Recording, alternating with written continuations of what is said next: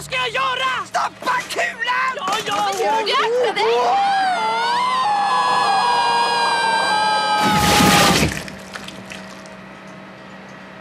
Sälj allt jag har i kumpan och köp allt som finns i Finito. Vad gör du? Ingenting.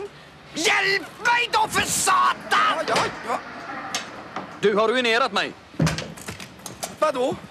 Du har lurat mig att köpa aktier i hatten, roten, mössan och Campano. Tillbaka din fega fan! Hoppa av! Hoppa av! Hoppa av! Hoppa av! Hoppa av! Försök inte smita! Nej, hoppa av! Hoppa av! Hoppa av! Hoppa av! Du ville prata med mig! Är det sant att du gått ihop med Lukas och Joakim? Ja!